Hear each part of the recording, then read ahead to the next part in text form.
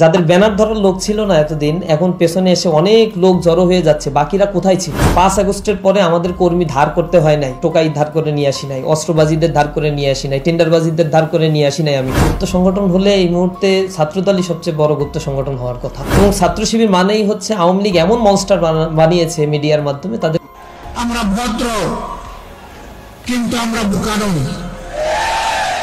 আমাদের ভদ্রতার এই উপহারকে কেউ যেন দুর্বলতা মনে না করেন। সাংবাদিক ইলিয়াস আগাগোড়া তো মাল্টি ট্যালেন্টেড তিনি, আর সাহস নিয়ে তো কথা বলার আমার মনে হয় আলাদা করা ভূমিকার দরকার আছে। গেল কয়েক বছর যাবৎ আওয়ামী লীগের বিপরীতে যারা আমাদের বিরোধিতা তাদের প্রতি আমাদের একরাশ ভালোবাসা আমরা অন্তরে পোষণ করি। সেই ভালোবাসাটা তাদেরকে হেদায়েতের রাস্তা দেখানোর ভালোবাসা। টিভি চ্যানেলে গিয়ে তর্ক করবে না, ডিফিউজ করো এখন থেকে। কয়েকদিন ক্ষান্ত দাও। এজেন্সির লোক শিবির আর ছাত্রদল সাইজা অন্যের উপর ঝাঁপাই পড়বে। আমি চোখে চোখে দেখতে পাইতেছি এজেন্সির লোকেরা পূর্ণ শক্তি নিয়ে নামে গেছে।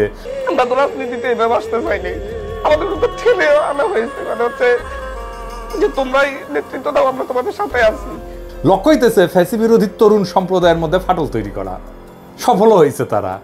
পরস্পরের সাথে সংঘাত লাগায় দেওয়া সফল হয়ে গেছে। তবে এই ঘটনাগুলোর মধ্যে সবচেয়ে আলোচিত যে শব্দগুলো হইতেছে তাদের শিবির এক্স শিবির। দর্শক, হঠাৎ করে পিনাকি কেন ছাত্র শিবিরের এক্স ছাত্র শিবির এবং বর্তমান ছাত্র শিবির যারা রয়েছেন তাদের ব্যাপারে কি কথা বলেন, যে কথাগুলো খুবই গুরুত্বপূর্ণ এবং বাংলাদেশের যেন একটা অন্যরকম একটা মানে ইতিহাস গড়ের। এবার পিনাকি এই কথাগুলো বলে খুবই গুরুত্বপূর্ণ কিছু কথা বলেছেন এই ছাত্র শিবির সম্পর্কে এবং তাদের এই গুপ্ত রাজনীতি কবে বের হবে এবং তারা আসলে বাংলাদেশের মধ্যে যেটা শুরু করতে যাচ্ছে এটা আসলে তারা নয়, এরকম কিছু একটা কথা বলেন। চলুন সরাসরি শুনে আসবো পিনাকি কি বলেন ছাত্র শিবির সম্পর্কে। চলুন ভিডিওটি দেখা। ভারতের সেনাপ্রধান বলছে যে এই সরকারের সাথে সম্পর্ক নাই, কিন্তু আর্মির সাথে ভালো সম্পর্ক আছে। মানে বাংলাদেশের সরকারের সাথে সম্পর্ক নাই, বাংলাদেশের আর্মির সাথে সম্পর্ক আছে। ওরা নির্বাচিত সরকারের সাথে সম্পর্ক করবি, এই সরকারের সাথে প্রফেসর ইউনূসের সরকারের সাথে সম্পর্ক করবি না। মানে ইন্ডিয়ার সেনাপ্রধানও বাংলাদেশের দ্রুত নির্বাচন চায়, বুঝেছাও? যা করার ও আকারের সাথে করে নাও বাপধান। বাংলাদেশের নির্বাচিত সরকারের সাথে হয়তো এই টার্মে সম্পর্ক থাকবে, এর পরের টার্মে থাকবে না। পররাষ্ট্র উপদেষ্টা তো হাত কসলাইতে কসলাইতে শেষ। ইন্ডিয়ার রাষ্ট্রদূতকে ডেকে বলতে পারবে যে তোমার আর্মি চিফ তো সরকারের সাথে সম্পর্ক রাখতে চায় না, তো তুমি এমবেসি খুলে বসে আছো কে? রাস্তা মাপো। তো এই কয়েকদিন ছাত্রদল, বৈষম্য বিরোধী ছাত্র আন্দোলন আর ছাত্র শিবির নিয়ে মহাগ্যাঞ্জাম চলিচ্ছে। আমরা অনেকেই কইছে দাদা আপনি কিছু বলেন। আমি ছাত্রদল, বৈষম্য বিরোধী ছাত্র আর ছাত্র শিবির সবাইরে তো ভালোবাসি, স্নেহ করি। আমার প্রশ্ন হইতেছে বাংলাদেশের তরুণদের এইভাবে বিভক্ত করলো কে? বাংলাদেশের তারুণ্যকে বিভক্ত হইতে দেওয়া যাবে না তো। আমার ডাইন হাতের সাথে বাম হাতের লড়াইকে লাগাই দিল। সবাই অনুরোধ, প্রেসিডেন্ট সেক্রেটারি শীর্ষ নেতারা এই সব দলের কেউ অন্যের বিরুদ্ধে বলবা না। আজ থেকে টিভি চ্যানেলে গিয়ে তর্ক করবে না, ডিফিউজ করো এখন থেকে। কয়েকদিন ক্ষান্ত দাও। এজেন্সির লোক শিবির আর ছাত্রদল সাইজা অন্যের উপর ঝাঁপাই পড়বে। আমি চোখে চোখে দেখতে পাইতেছি এজেন্সির লোকেরা পূর্ণ শক্তি নিয়ে নামে গেছে। লক্ষ্য হইতেছে ফ্যাসি বিরোধী তরুণ সম্প্রদায়ের মধ্যে ফাটল তৈরি করা। সফল হয়েছে তারা।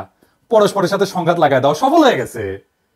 তবে এই ঘটনাগুলোর মধ্যে সবচেয়ে আলোচিত যে শব্দগুলো হইতেছে তাদের শিবির এক্স শিবির। জুলাই আন্দোলনের নেতাদের মধ্যে যে এত শিবির থাকার ব্যাপারটা এবং আন্দোলনে যোগ দেওয়া অনেকের, বিশেষ করে এই যে সেকুলার শহুরে এলিটদের, এদের মনে হয় লজ্জা লাগিছে। এমনকি হাসিনাকে হটানোর আন্দোলনেও তারা নামছিলেন। এই ব্যাপারে আফসোসও দেখা যাচ্ছে কারো কারোর মধ্যে। এইদিকে জাতীয় নাগরিক কমিটি যেটা হয়েছে না, এর মধ্যে অনেক উলটপালট চলতেছে। এক্স শিবিরদের নাকি ভালোভাবে অন্তর্ভুক্ত করা হইতেছে না। আবার যারা তাদেরকে নিতেছে না, তারাও নাকি জীবনে কোনো না কোনো সময় শিবিরের সাথে সংশ্লিষ্ট ছিলেন। আন্দোলনের নেতৃত্বে শিবিরের ভূমিকা কতটা সেটা নিয়েও বিতর্ক চলতেছে। বাকশালী শাসনের প্রথা অনুযায়ী শিবির ত্যাগ দেওয়ার ঘটনাও নাকি ঘটতেছে। কয়দিন আগে মিজানুর রহমান আজারি একটা কথা বলছিলেন যে রাজাকার শব্দটা এখন সম্মান সূচক হয়ে গেছে। শুনেন। আমার নবীকে গালি দিত গণক, জাদুকর, এরপর গালি দিত পাগল, নির্বংশ বলে, আর আমাদেরকে গালি দেয় মৌলবাদী বলে, আমাদেরকে গালি দেয় রাজাকার বলে। রাজাকার শব্দটা তো এখন একটা অ্যাওয়ার্ড হয়ে গেছে, অ্যাওয়ার্ড। শেখ হাসিনার শাসনে আমরা তো জানি শিবির পরিচয় দেওয়ার উপায় ছিল না। শিবির ত্যাগ দেওয়া, হত্যা, গুমের, মারধরের ঘটনা তো অগণিত। আবরারকে তো এইভাবেই মারা হয়েছে, তাই না? ফলে গোপন তো করতেই হইতো, উপায় তো ছিল না। হাসিনাকে হটানোর পরে বহু বছরের বার্তা ভেঙে গেছে। তাই অনুমান করি যে শিবির বা এক শিবিররা গর্ব নিয়ে নিজেদের পরিচয় দিতেছে যে রাজাকারের মতো একটা সম্মানের ব্যাপার হয়ে উঠছে শিবির হওয়াটা। নিজের যে পরিচয় আপনার সামনে আনতে চান, সেই নামে আপনাকে ডাকার ঘটনাকে ত্যাগ বলা কঠিন। তবে এটাও ঠিক যে দেশে এখনো বহু সাংস্কৃতিক এবং রাজনৈতিক পরিসর আছে যেখানে শিবির পরিচয়, জামাতের পরিচয় সমস্যা হয়। ওইদিকে ছাত্রদল মনে হয় একটা অ্যান্টি শিবির মুডে আছে। ফলে কোথাও কোথাও এটা ট্যাগ হয়ে উঠতে পারে এবং দমন পীড়নের বৈধতা দেওয়ার ঝুঁকি তো থাকেই। এই যে পরিস্থিতিটা চলতেছে, এই পরিস্থিতিতে বিপ্লব পরবর্তী প্রতিক্রিয়া বা অস্থির সময়, সব বিপ্লবের পরে এরকম অস্থির সময় আসে। যারা জুলাই বিপ্লবকে বিপ্লব বলে স্বীকারই করতে চান না, তাদের জন্য এইখানে কিছু ইশারা আছে। কিছুদিন পরে বিষয়গুলো হয়তো আর এতটা জটিল থাকবে না। আপনারা ভাবতে পারেন যে প্রথম আলোতে জামাতের আমিরের সাক্ষাৎকার ছাপা হইতেছে, এইটা প্রথম আলো করতেছে এমনি এমনি না। বাংলাদেশের রাজনৈতিক পরিষদের জামাত শিবির নিয়ে যে কুসংস্কার ট্যাবু ছিল সেটা দূর হইতেছে, এটাই তার প্রমাণ। এবার মূল আলোচনায় আসি, জুলাই বিপ্লবের শিবিরের কৃতিত্ব নিয়ে। শিবির নিয়ে কিছু কওয়া আমার জন্য মুশকিলই বটে। মানে শিবির নিয়ে কিছু কইলেই, বিশেষ করে বিএনপি এসে কইবে আপনার প্রিয় শিবির, কেউ কেউ গালাগালিও শুরু করবে। কথাটা মিথ্যা না, শিবির প্রসঙ্গে আমার কিঞ্চিত দুর্বলতা আছে, এটা আমি আগেও বলছি। তাও আমি চেষ্টা করবো বস্তুনিষ্ঠভাবে আলাপটা করার। আমি যে কথাগুলো বলবো আপনারা কানেক্ট করতে পারবেন ঐতিহাসিক ঘটনার সাথে। আমি যে শিবিরকে এক্সট্রা খাতির করি নাই, জামাতকে এক্সট্রা খাতির করি নাই, সেটা আলাপ শেষ হলেই বুঝবেন। জুলাই বিপ্লবের শিবিরের ভূমিকা বা কৃতিত্ব যদি বুঝতে যাই তাহলে একটু পিছে থেকে শুরু করতে হবে। প্রথমে দেখবো আমরা হাসিনার বাকশালী শাসন এবং বাঙালি জাতীয়তাবাদের ইতিহাস চর্চার দিক থেকে। আন্দোলনের নেতাদের বয়স কত? ধরেন 20 থেকে 35, এইটুকু। তাহলে এদের রাজনৈতিক আর ঐতিহাসিক চেতনা পুরাটাই গড়ে উঠছে হাসিনার কঠোর বাকশালী শাসনে, বাঙালি জাতীয়তাবাদের একচেটিয়া দখলের মধ্যে, তাই না? তো এই তরুণ তরুণীরা কি দেখলো রাজনৈতিক পরিসর হিসাবে? তারা দেখলো বাংলাদেশ পুরোপুরি ভারতের দখলে। এই দেশের সংখ্যাগরিষ্ঠ মানুষের ধর্ম সংস্কৃতি যেন লজ্জার বিষয়। তারা নির্যাতনের শিকার। বাংলাদেশের রাস্তায় দাড়ি টুপি নিয়ে হাঁটা যায় না, পুলিশ ধরে। বাংলাদেশের সব মসজিদ হয়ে আসছে আল-আকসা মসজিদের মতো, ইসরায়েলের মতো পুলিশের ঠাসা থাকে মসজিদ। বাসায় ধর্মীয় বই রাখা যায় না, বলে জিহাদি বই। দাড়ি টুপি থাকা মানে তার আয়নাঘরে আটকায় রাখা যায়। আয়নাঘরের দেয়ালে যে লেখা, সেটা তো সারা বাংলাদেশের সাধারণ মুসলমানের আর্তনাদ। আলেমদের নির্বিচারে গণহত্যা করা যায়, সর্বজন শুদ্ধ আলেমকেও রিমান্ডে অত্যাচারের শিকার হইতে হয়, বছরের পর বছর আটকা থাকে বিনা বিচারে মুসলমানের সংস্কৃতি নির্বাসনে। আর বাংলাদেশে যে সংস্কৃতি সেলিব্রেট করা হয় সেটা আসলে বাঙালি হিন্দু সংস্কৃতি। আনন্দবাজার আনন্দ না লুকায় উল্লাস করে নিউজ করে ঢাকার পয়লা যেন অষ্টমীর এক ডালিয়া, মানে পয়লা বৈশাখ। তো লিখতেছে কার সঙ্গে তুলনা করা যেতে পারে? কখনো মনে হচ্ছিল কলকাতার কলেজ স্কোয়ার বা এক ডালিয়ার পূজা মণ্ডপ, কখনো বা শান্তিনিকেতনের বসন্ত উৎসবের চেহারা, তাসে রমনার বটমূলের বৃন্দগানী হোক, কিংবা ঢাকা বিশ্ববিদ্যালয়ের সামনের রাজপথে মঙ্গল শোভাযাত্রা, পুজো, বসন্তের উৎসব মিলেমিশে একাকার ঢাকার নববর্ষের সকাল। কি আনন্দ! এটাই চাইছে ইন্ডিয়া, এটাই চাইছে আওয়ামী লীগ। এই কলকাতার সাংস্কৃতিক বিজয়কেই আওয়ামী লীগ বাকশাল বাঙালি জাতীয়তাবাদ দেশের স্বাধীনতা হিসেবে উপস্থাপন করছে। আওয়ামী লীগের যে বাঙালি জাতীয়বাদের ইতিহাসের যে বয়ান, তারা বলে যে 47-এ একটা ভয়ানক ঘটনা ঘটছে, দেশ ভাগ, ভারত ভাগ হয়েছে। ভারত ভাগ হয়ে ভারত আর পাকিস্তানও তাদের জন্য মহাবিপর্যয়। কিন্তু অবাক ব্যাপার দেখেন, ব্রিটিশ ভারত, যেটা আসলে মূলত মোগল হিন্দুস্তান ছিল, সেটাই মানতে চায় না তারা। তারা এটাকে মিথিক্যাল ভারত হিসেবে দেখে। সেই ভারতই হলো আজকের ভারত, সেই মহাভারত, যেটা ভাগ হয়ে নাকি পাকিস্তান সৃষ্টি হয়েছে। তাহলে ইতিহাসের সবচেয়ে বড় ভিলনকে এই ইতিহাসে জিন্না, তাই না? তাহলে আমার স্বাধীনতা তো অভিশপ্ত, কারণ যেই মহাভারত ভেঙ্গা পাকিস্তান তৈরি হইলো, যেই পাকিস্তান আমাদের পূর্বপুরুষের লড়াইয়ের ফসল, সেটাই যদি ভুল হয় তাহলে সঠিক কোনটা? সঠিক হচ্ছে ইতিহাসে সেই ভুল শোধরানো, সেই মহাভারতের মিথিক্যাল ভারতে ফিরে যাওয়া। ওইখানে ফিরে গেলে আমার মুক্তি। এটাই হয়ে দাঁড়ায় আওয়ামী লীগের স্বাধীনতার বড়ায়। এটাই হইতেছে অষ্টমীর এক ডালিয়া, এটাই পয়লা বৈশাখ, এটাই বাঙালির প্রত্যাবর্তন মহাভারতে, এটাই আওয়ামী লীগ।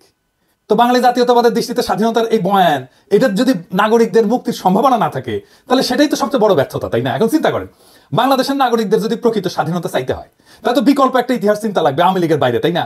কেননা খোদ স্বাধীনতার বয়ান আপনার মুক্তির আকাঙ্ক্ষাকে ধারণ করতে পারতেছে না। তো এখন দেখেন, আপনি যদি দেশের মানুষের মুক্তি চান, স্বাধীনতার রাজনীতি করেন, আন্দোলন করেন, তাহলে তো একটা সংগঠিত রাজনৈতিক শক্তি লাগবে আপনার জন্য। দেশের মানুষকে আহ্বান জানাইতে হবে তো সেই রাজনৈতিক শক্তি থেকে। সবচেয়ে বড় কথা, জনগণের ভরসাস্থল হইতে হবে তো আপনাকে। আপনার ডাকে তারা সাড়া না দিলে কিভাবে আন্দোলন করবেন? আপনি তখন সংগঠিত রাজনৈতিক শক্তির খোঁজ করবেন, তাই না? উঠতে বেড়াবেন, দেশের রাজনৈতিক সংগঠনগুলোর দিকে নজর দিবেন, তাদের বয়ান, ইতিহাস চিন্তা যাচাই বাছাই করবেন, তাই না? হাসিনার প্রতিপক্ষ রাজনৈতিক শক্তিগুলোর মধ্যে যদি সম্ভাবনা খুঁজতে যায়, দেখেন কারা কারা আছে। বিএনপি আছে, বাম দল আছে, দুই একটা, জামাত আছে, শিবির আছে, এই তো হেফাজত আছে। এই পর্যায়ে এসে আপনার মনে হবে যে বাংলাদেশের প্রকৃত স্বাধীনতার ভিত্তি কোথায়, দেশের নাগরিকদের মুক্তির জন্য কোন ইতিহাস চিন্তা সবচেয়ে উপযুক্ত, তাই না? আপনি বিএনপিকে যদি দেখেন, দেখবেন যে নির্যাতিত তারা, হাসিনার দমন পীড়নে তারা পিষ্ট, নেতারা জেলে, কর্মীরা গুম হয়ে যাচ্ছে, ক্রস ফায়ারে যাচ্ছে, ঘর বাড়ি ছেড়ে পালাই বেড়াচ্ছে বনে জঙ্গলে, তাই না? ভালো একটা সম্ভাবনা খুঁজে পেলেন, মজলুম দল সাধ্যমতো লড়াই করতেছে, রক্ত দিতেছে, তখন তাদের ইতিহাস চিন্তার দিকে নজর দেবেন। আপনি কি পেলেন? আপনি তো খুব একটা স্পষ্ট কিছু বুঝতে পারলেন না। বিএনপির মধ্যে আপনি তো গণতন্ত্রের দাবি দেখবেন, ভোটের দাবি দেখবেন, তারা একটা ভোট চাইছে, তাদের মধ্যে ভারত বিরোধিতা আছে একটা সেকশনের মধ্যে। বিএনপির লোকেরা বলে না যে আপনারা দেখতে পান না, আমরা তো তিস্তানিয়া প্রোগ্রাম করছি, লং মার্চ করছি ইন্ডিয়ার বিরুদ্ধে, আমরা কি ইন্ডিয়ার বিরুদ্ধে কথা বলি না? সত্য, কিন্তু এটাও সত্য, বিএনপির মধ্যে ভারতকে সন্তুষ্ট কইরা দেশে গণতন্ত্র ফেরানোর আশাও আছে। তো এটা তো মিথ্যা কথা না, তাই না? আপনারা তো দেন দরবার করছেন, করেন এখনো, তাই না? আপনারা তো অমিত শাহের কাছে কুজা হয়ে দাঁড়ান, আপনারা তো আদানির জন্য ওকালতি করেন, তাই না? অর্থাৎ খোদ দখলদারের কাছে নিজের মুক্তির জন্য সাহায্য চাইছেন। বড়ই অদ্ভুত ব্যাপার। এই দ্বন্দ্ব আপনি বুঝতে পারবেন না সহজে। ভারতকে নিয়ে কিছু বলা যাবে না, হিন্দুত্ববাদকে নিয়ে কিছু বলা যাবে না। হাসিনার আমলে এই আলাপ আসছে মূলত বিএনপি মনা অ্যাক্টিভিস্টদের কাছ থেকে। এমনকি আপনারা খেয়াল করলে দেখবেন ভারতীয় পণ্য বয়কট আন্দোলনে যারা আমার সবচেয়ে বেশি বিরোধিতা করছিল তাদের আপনি বিএনপি পন্থী বলেই চিনতে পারবেন। আমি আর নাম বলি না। আবার এটাও সত্য, বিএনপির শীর্ষ নেতৃত্ব ভারতীয় পণ্য বয়কট আন্দোলন সর্বাত্মক সাহায্য সমর্থন করছিল। আমি নিজে সাক্ষ্য দিচ্ছি। আমি যখন বলতাম ওনাদেরকে, বিএনপি নেতাদেরকে, যে ওরা কেন এমন করে, তখন বলে ও না, ওরা আমাদের লোক না, আমাদের সাপোর্টার। তার মানে বিএনপির মধ্যে এক একটা ভারত প্রশ্নে সলিড কোনো অবস্থান নাই, নানা অবস্থান আছে, নানা মত আছে, এর মধ্যে চরম ভারতপন্থী অংশ আছে।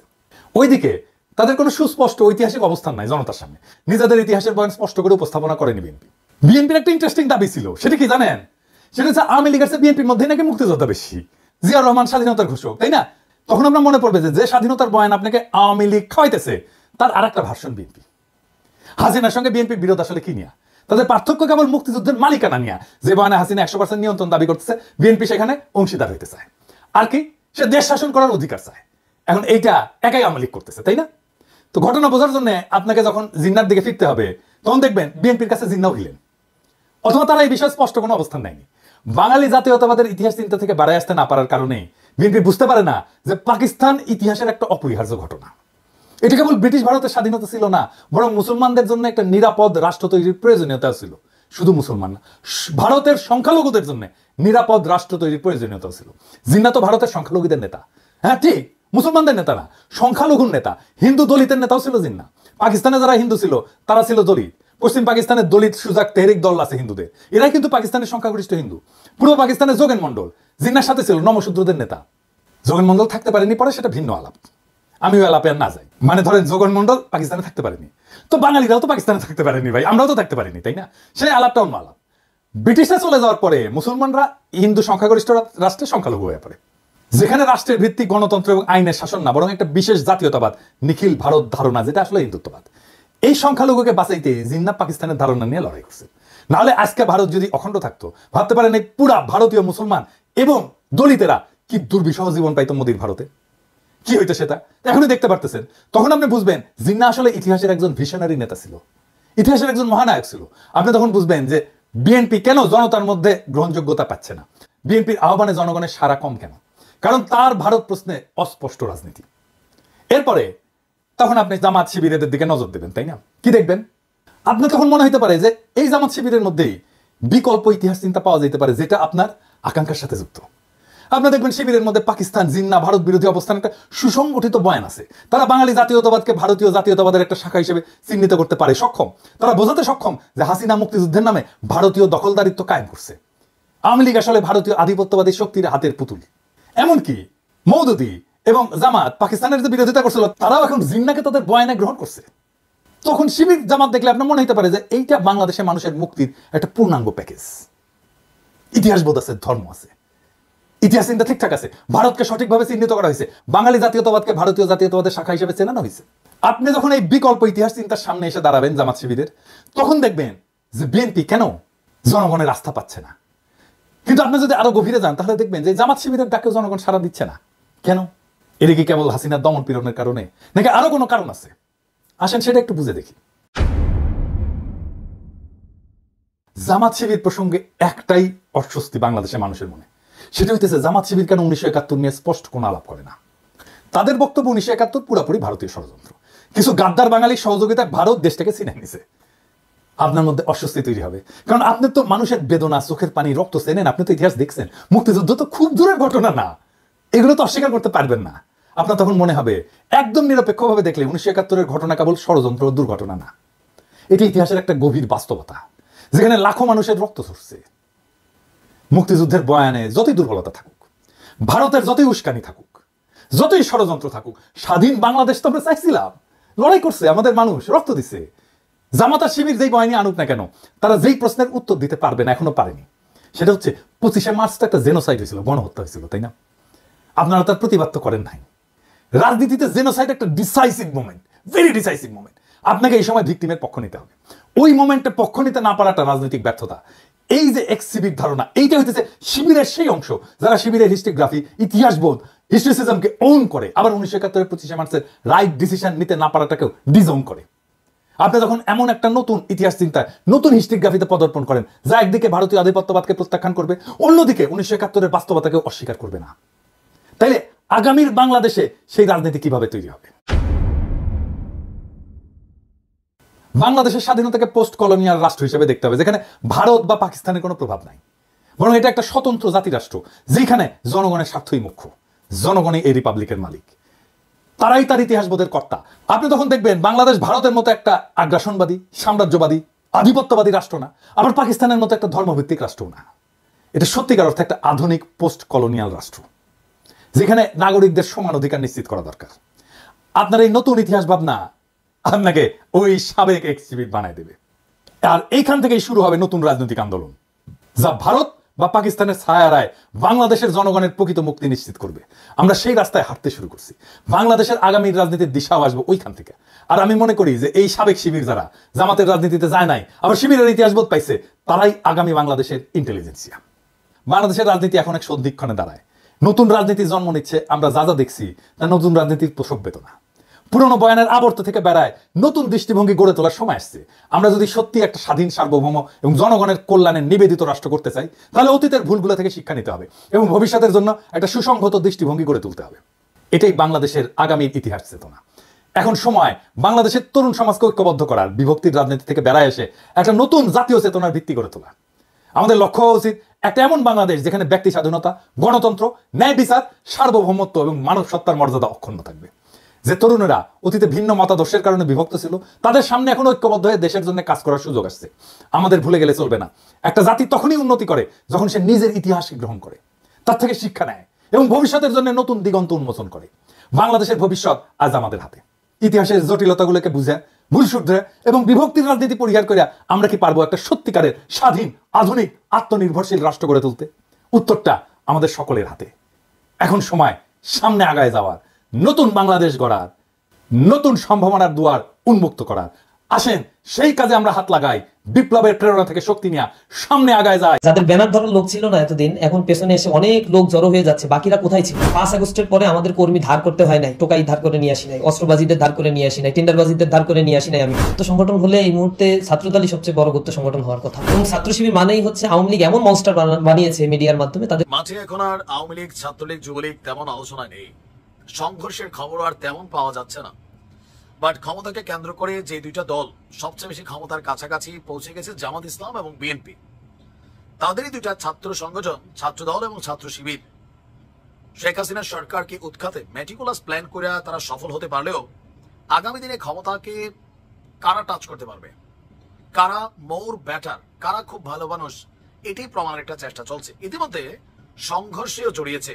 আপনারা খবরটা পাইছেন, বিভিন্ন নিউজগুলো আমার চ্যানেলেও দেখছেন। এই মুহূর্তে এসে ভিডিওর প্রথমে যে অভিযোগটা আপনারা শুনেছেন, এটা নিয়ে ছাত্রদল তেলে বেগুনে জ্বলে উঠছে যে কি আমরা টেম্পু স্ট্যান্ড দখল করি, আমরা এরকম রাস্তাঘাটে চাঁদাবাজি করি, টেন্ডারবাজি করি। এখন আপনার এলাকায় যে ছাত্রদলের নেতাকর্মীরা আছে, শিবিরের এই যে সেক্রেটারি সম্ভবত তিনি একজন, যে অভিযোগ করলেন, আসলে কি এটা সত্য নাকি মিথ্যা? আপনার লোকাল এরিয়াতে আপনি দেখে কমেন্টে মন্তব্য করবেন। তবে লড়াই অনেকটা জমে উঠেছে। কুয়েটে অলরেডি ছাত্র রাজনীতি বন্ধ হয়ে গেছে। এর পাশাপাশি বিভিন্ন জায়গায় এই ঘটনার জেরে যে বিক্ষোভের ঘটনা ঘটেছে, সেখানেও আসছে নতুন একটা অবস্থান যে গুপ্ত রাজনীতি কারা করে। ছাত্রদলের সভাপতি, সেক্রেটারি বলছিলেন যে গুপ্ত রাজনীতি করে ছাত্র শিবির, আর এখন শিবির বলছে ভাই আমরা গুপ্ত রাজনীতি করি না। গুপ্ত রাজনীতি যদি কেউ করে থাকো এটা তোমরা করছো, আমরা তো প্রকাশ্যেই করছি। 5ই আগস্টের আগে তোমাদের ব্যানার ধরার জন্য 6 জন লোক ছিল না। এই কথাটা শুনে মনে হলো যে সমন্বয়ক হাসনাত আব্দুল্লাহর কথাটাই শিবিরের এই নেতা রিপিটেড করলেন। তো তিনি বলছেন যে এখন তোমাদের পিছনে এই যে হাজার হাজার এলাকার টোকায়, ছিনতাইকারী, মানে চান্দাবাজ, এরাই হচ্ছে তোমাদের ফলোয়ার, আর ছাত্র শিবিরের সব হচ্ছে অরিজিনাল। অপরদিকে আপনার আমি যদি দেখি যে শিবিরের যিনি কেন্দ্রীয় সভাপতি আছেন জাহিদুল ইসলাম, তিনি বলছেন যে কুয়েটে এই ঘটনায় ছাত্র শিবিরের কোনো দায় নেই। কুয়েটে কোথাও ছাত্র রাজনীতি বন্ধ হলে তার জন্য ছাত্রদল আসলে দায়ী থাকবে। ছাত্রদল কয়েকদিন ধরে ক্যাম্পাসে প্রচারণা চালাচ্ছে। আর এই ঘটনা নিয়ে যে এই ঘটনা সূত্রপাত হয়েছে, তো বাহিরে থেকে সন্ত্রাসী নিয়ে এসে হামলা চালিয়েছে ছাত্রদল।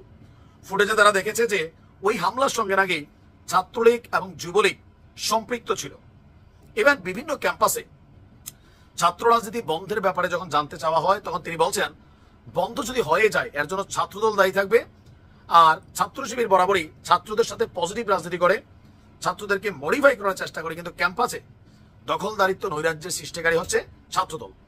অপরদিকে আপনার বলা হয়েছে যে ছাত্র শিবির একটি গুপ্ত সংগঠন, যে মন্তব্য করা হয়েছে বলা হচ্ছে বিগত 15 বছর ছাত্র শিবির 132 শাখার প্রতিটিতে প্রতি বছর জানুয়ারি মাসে সেট আপ সম্পন্ন হতো এবং তিনি বলছেন ওই 15 বছরে ছাত্র দলের কোন কমিটিকে যথাসময় হয়েছে, বরং আমরা দেখেছি বিভিন্ন স্থানে কমিটি গঠনকে কেন্দ্র করে গ্রুপিং লবিং হয়েছে। সুতরাং যারা নিজেদের সংগঠনকে ঠিকমতো চালাতে পারে না তাদের মুখে অন্য সংগঠন নিয়ে এমন গুপ্ত কথা শোনা শুধুমাত্র হাস্যকর। কারা গুপ্ত সংগঠন আসলে? ঠিক বলছে ভাই, আমরা তো কমিটি করছি, তোমাদের তো কমিটি হয় নাই। মোটামুটি ছাত্রদলের একটা ধাঁচিয়া উড়াই দিছি। ভিডিওর প্রথমে যে বক্তব্যগুলো শুনছেন এগুলো নিয়ে ছাত্রদল হয়তো আবার পাল্টা বক্তব্য দিবে। এক ধরনের রাজনৈতিক যুদ্ধ জমে গেছে, নির্বাচনের আগে এটা আরো প্রকট হবে, কারণ সবারই টার্গেট ক্ষমতা। ভালো থাকুন, আসসালামু আলাইকুম। আসসালামু আলাইকুম। বাংলা একটা কথা আছে যে আমার ঘর ভাঙে যেবা আমি বাঁধি তার ঘর, কিন্তু প্র্যাকটিক্যালি বিষয়টা কিন্তু তা না। আমার ঘরের দিকে কেউ তাকাইলেই আমি তার চোখ মোটামুটি অন্ধ করে দেওয়ারই আমরা প্ল্যান করি বর্তমান পরিস্থিতি, বর্তমান জমানায়। তো এই জমানায় বাংলাদেশ জামাত ইসলামের সাথে গেল 15 বছর যাবৎ যা হয়েছে, যৌক্তিক অযৌক্তিক যাই হয়েছে, এটার ঝাল কি জামাত নেবে না? হারে হারে নেবে, এটা 100%। বিশেষ করে আমাদের ভিডিওগুলোর কমেন্টেই যারা আমাদের জামাতের নেতাকর্মীরা আছেন তাদের কমেন্ট দেখলে আমরা বুঝি যে ভেতরে থাকা যে চাপা ক্ষোভটা কোন লেভেলের। আওয়ামী লীগ যেমন তার কৃতকর্মের জন্য অনুশোচনা করে না, তারা মনে করে তারা সঠিক ছিল, কারণ এই আন্দোলনটা ছিল সরকার পতনের। আবার জামাত মনে করে 1971 সালে তারা যা করছে এইটাও সঠিক ছিল তৎকালীন প্রেক্ষাপটে। আর এই ইস্যু নিয়ে গেল 15-16 বছর আওয়ামী লীগের সাথে যখন বাকবিতণ্ডা হয়েছে, এখন কিন্তু বিএনপির সাথে হচ্ছে।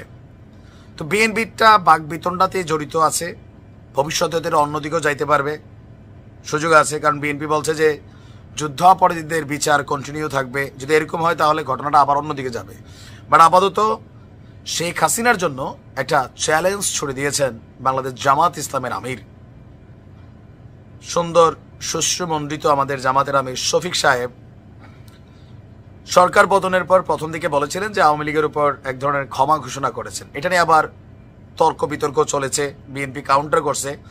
বাট ফাইনালি আস্তে আস্তে আওয়ামী লীগের প্রতি তাদের যে ক্ষোভের জায়গাটা, যৌক্তিক অযৌক্তিক, এটা কিন্তু প্রকাশ পাচ্ছে। ইভেন আওয়ামী লীগ ফিরে আসার জন্য দেশে বিদেশে যে পরিকল্পনা করছে, প্ল্যান করছে, কোনোভাবেই সফল হতে দেবে না জামাত। ঘোষণা গতকালকে আমরা দেখলাম যে জামাত ইসলামের আমির বলছেন ফ্যাসিবাদের মৃত্যু অনিবার্য, তারা যতই ফিরে আসার চেষ্টা করুক আর কিন্তু প্রতিষ্ঠিত হতে পারবে না। এখন মৃত্যু অনিবার্য কেন বলল?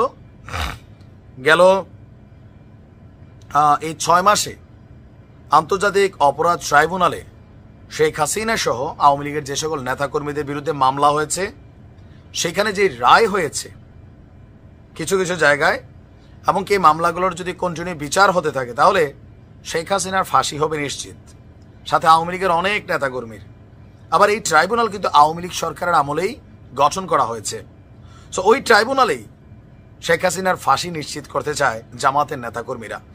শফিক সাহেব আপনার বিভিন্ন বক্তব্যের একটা জায়গাতে এসে তিনি মানে 21শে ফেব্রুয়ারি উপলক্ষে যে বক্তব্য দিচ্ছিলেন সেখানে স্পষ্টতই বলছিলেন যে ফেসিবাদীরা আবার বাংলাদেশে পুনঃপ্রতিষ্ঠিত হওয়ার জন্য যেই পরিকল্পনা করছে সেই চেষ্টা যে কোনো মূল্যে প্রতিহত করবে বাংলাদেশ জামাত ইসলাম। তারা কোনোভাবেই ফেসিবাদী শক্তিকে বাংলাদেশে আর রাজনীতি করতে দেবে না। এই কথাগুলো হচ্ছে জামাতের বিভিন্ন স্তরের যারা নেতাকর্মী আছেন, কারণ ওই যে বললাম প্রত্যেকের অন্তরে ক্ষোভ হচ্ছে মাওলানা দেলোয়ার হোসেন সাঈদী সহ বাকি যাদের ফাঁসি হয়েছে, যাবজ্জীবন হয়েছে, প্রত্যেকটা মৃত্যুর বদলা কিন্তু জামাত নেবে, এমনকি সেটা আইনের মাধ্যমেই নেবে, যে আইনের মাধ্যমে শেখ হাসিনা তাদের ফাঁসি দিয়েছেন। এখন যখন আমরা বিভিন্ন জায়গা থেকে দেখছি যে আওয়ামী লীগ পুনঃপ্রতিষ্ঠিত হবার জন্য চেষ্টা করছে, নানান প্ল্যান পরিকল্পনা করছে, হুঁশিয়ারি দেওয়া হয়েছে বাংলার জমিনে আওয়ামী লীগকে রাজনীতি করতে দিবে না। তবে এটাকে আসলে সম্ভব হবে না। কেন? জামাতই তো তার উদাহরণ। জামাতকে নস্যাৎ করার জন্য বা শেষ করার জন্য আওয়ামী লীগ কত চেষ্টা করছে না? করছে তো, পারছে, পারে নাই। এখন জামাত কতটুকু সফল হবে? কারণ বাংলাদেশের রাজনীতিতে জামাতের তুলনায় আওয়ামী লীগের সমর্থন মিনিমাম লেভেলে 5 গুণ। তো এই শক্তিটাকে একবার নির্মূল করা, রাজনীতির মাঠে পুনঃপ্রতিষ্ঠিত হতে না দেওয়া আদৌ কি সম্ভব হবে? তিনি কি চ্যালেঞ্জে জয়ী হবেন? মনে হয় না। আবার হতেও পারে বাংলাদেশের মানুষ, বাট আমার মনে হয় না হবে। যাই হোক, তারা তাদের বদলা প্রতিশোধের জায়গা থেকে হয়তোবা এই সিদ্ধান্তটা নিয়েছে। আওয়ামী লীগও ফেরার চেষ্টা করছে, তারাও আটকানোর চেষ্টা করছে। ভালো থাকুন। সাংবাদিক ইলিয়াস আগাগোড়া তো মাল্টি ট্যালেন্টেড তিনি, আর সাহস নিয়ে তো কথা বলার আমার মনে হয় আলাদা করা ভূমিকার দরকার আছে। গেল কয়েক বছর যাবৎ আওয়ামী লীগের বিপরীতে যখন তিনি বক্তব্য দিয়েছেন, বিএনপি এবং জামাতের নেতাকর্মীরা তার অন্ধ সমর্থক ছিল। অন্ধ। ইলিয়াস ভাই ছাড়া কিছু বুঝতো না। কিন্তু 5ই আগস্ট পরবর্তী সময়ে সাংবাদিক ইলিয়াস, পিনাকি ভট্টাচার্য, কনক সারওয়ার তারা অলরেডি বিএনপির চোখে অনেকটা বিষ হয়ে গেছেন। কেননা মোটামুটি ইলিয়াসকে এক ধরনের জামাতের সমর্থক অনেকে বলা শুরু করেছিলেন। আবার অনেক কন্টেন্ট ক্রিয়েটার বড় বড় তারা বলতেন যে তিনি জামাতকে সাপোর্ট করেন, প্রমোট করেন। কিন্তু সাংবাদিক ইলিয়াসরে বোঝা একটু কষ্টকর। কেন কষ্টকর? সরকার পরিবর্তনের পর বিএনপিকে নিয়ে তিনি, মির্জা ফখরুলকে নিয়ে, অনেককে নিয়ে তিনি কিন্তু অনেক ধরনের বক্তব্য দিচ্ছেন। জামাত ইসলাম বা শিবির নিয়ে তিনি এতদিন পর্যন্ত কোনো কথা বলেন নাই, বা ছাত্র শিবির নিয়ে বা জামাত ইসলাম নিয়ে, ছাত্রদল নিয়েও অনেক কথা তিনি বলেছেন। বাট গতকালকে তিনি একটি স্টেটাস দেওয়ার পর অনেকে কমেন্টে লিখছেন, ইলিয়াস ভাই বিষয়টা আপনি বুঝতে পারেন নাই। তবে তারা কারা? তারা হচ্ছে জামাতের রোকন কর্মী, সমর্থক। কারণ যখন একটা কন্টেন্ট তাদের বিপরীতে চলে আসছে বা একটা স্টেটাস, দেন তারা বলছে বুঝতে ভুল করছেন। এমনকি স্ট্যাটাসটা কি ছিল? গেল কয়েকদিন যাবৎ কুয়েট সহ বাংলাদেশের বিভিন্ন জায়গায় মূল আলোচনার বিষয় টকশো টেলিভিশনে কি? ছাত্রদল, ছাত্র শিবির, পাল্টাপাল্টি ঘটনা, হামলা, পাল্টা হামলা, পাল্টাপাল্টি মিডিয়াতে বক্তব্য। এই যে সিচুয়েশনে দুই দল মোটামুটি কেউ 100 হোক, কেউ 10 হোক, সন্ত্রাসী কর্মকাণ্ডে জড়িত হয়ে গেছে। এখন তাদের উদ্দেশ্যে ইলিয়াসের একটা বক্তব্য হচ্ছে যে ছাত্রদল অথবা ছাত্র শিবির কেউই যদি ছাত্রলীগের মতন আচরণ করে তাহলে তাদের পরিণতিও ছাত্রলীগের মতনই হবে। ছাত্রলীগের মতন আচরণ কোনটা? প্রকাশ্যে কোপাকুপি, যেটা ছাত্রদল করেছে, বহিষ্কার হয়েছে, বিভাগীয় পানিশমেন্ট হয়েছে। আবার শিবিরের বিরুদ্ধেও আছে রটটট দিয়ে বাইরের না অবস্থান, মিশ্র বক্তব্য। তো মোটামুটি সবাই এক ধরনের পেশি শক্তি প্রদর্শনে ব্যস্ত হয়ে গেছে। সবাই টার্গেট করতেছে কলেজ, ক্যাম্পাস, বিশ্ববিদ্যালয়ে, সেখানে তাদের মানে রাজত্ব, দখলদারিত্ব, কেউ প্রকাশ্যে, কেউ গুপ্ত। এ আবার ওরে বলতেছে তুমি গুপ্ত, আমি প্রকাশ্য। এরকম বাকবিতণ্ডা কিন্তু অনলাইনে, টকশোতে, মাঠের রাজনীতিতে চলমান। মানুষ কি ভাবছে? এরকম গুন্ডামি, সন্ত্রাসী কর্মকাণ্ড ছাত্রলীগ করত, তাদেরকে নিষিদ্ধ করা হয়েছে। ভাই, দেশ এখন ছাত্রলীগ মুক্ত হয়েছে। এখন তো কলেজ ক্যাম্পাসটা পরিষ্কার থাকবে, পরিচ্ছন্ন থাকবে। কিন্তু ঘটনা কি হচ্ছে? উল্টা। এখন কারা করছে? এতদিন যারা মজলুম ছিল, ভাই ভাই ছিল, ভ্রাতৃত্বের বন্ধন ছিল, ক্ষমতাকে পুঁজি করে এরা এখন একে অন্যের শক্তি বিপরীতে কাজ করছে। মানে যে যতটুকু পারে, যার জ্ঞান গরিমা মাঠে পর্যায়ে ব্যবহার করছে। এগুলা কি দোনো দলের জন্য কল্যাণকর? বাংলাদেশ এগুলো দেখতে চাইছে না। ছাত্রলীগ খারাপ, নিষিদ্ধ হয়েছে, তোমরা তো ভালো। তবে তোমরা যদি খারাপ হও, ইলিয়াস বলছে তোমাদের পরিণতিও ছাত্রলীগের মতন হবে। এই কথা কিন্তু সত্য, এই কথাটা 100% সত্য। কারণ মানুষ এই যুগে একটা অন্যায় থেকে মুক্ত হইয়া আরেকটা অন্যায়কে পছন্দ করে না। ভাই, আপনি একজন জুলুমবাজের বিরুদ্ধে অবস্থান নিছেন, অবস্থান নিয়ে আপনি যখন মুক্ত হয়েছেন, আপনি নিজে জুলুমবাজ হয়ে যাচ্ছেন। আপনি আগের জুলুমবাজের সাথে আপনার পার্থক্যটা কোথায়? যদি পার্থক্য না থাকে, পরিণতি কিন্তু ওই জুলুমবাজের মতন হবে। ইলিয়াস যা বলছে শতভাগ সঠিক বলছে। আমরা অনেক সময় আপনাদেরকে বুঝাই, তো বুঝটা যার বিপরীতে যায় গালাগালি করেন, বোঝেন না। এবার একসময় ছাত্রলীগের মতন পরিণতি হলে তখন বুঝবেন। এই ছাত্রলীগরে কত বুঝাইছি কন্টেন্টের মাধ্যমে, শুনছে, উল্টা গাইলাই তো কমেন্টে, দেশে আয়, একটা মামলাও দিছিল ডিজিটাল নিরাপত্তা আইনে, এইসব কথাবার্তা বলার জন্য, সরকার বিরোধী কথা নাকি বলি। এখন কে সরকার বিরোধী হয়ে গেল ভাই? দেখেন আমাদের কথাগুলো কি ভুল হয়েছে? যা বুঝাইছি ভবিষ্যৎবাণী তাই হয়েছে। শিবির এবং ছাত্রদলও আপনারা সাবধান হন কিছু কিছু কর্মকাণ্ডে। ভালো থাকুন। দর্শক, পিনাকির কথাগুলো আপনাদের কি মনে হলো এবং বাংলাদেশের রাজনৈতিক প্রেক্ষাপট অনুযায়ী ছাত্র শিবিরের অবদানটা কেমন রয়েছে এবং বাংলাদেশের মধ্যে যদি ভালো একটা রাজনীতি থাকে এবং বাংলাদেশের ছাত্র শিবিরকে বলতেছেন অনেকেই, তবে এই ব্যাপারগুলো আপনাদের কি মন্তব্য? বাংলাদেশে কার হাতে তুলে দিলে এই বাংলাদেশ এবং আমাদের মা বোন সঠিক থাকবে, ভালো থাকবে বলে আপনাদের মনে হয়? অবশ্যই আমাদের কমেন্ট সেকশনে। আজকে এই পর্যন্তই। চ্যানেল তুলে সাবস্ক্রাইব করুন, বন্ধুর পাশে থাকুন। আল্লাহ হাফেজ।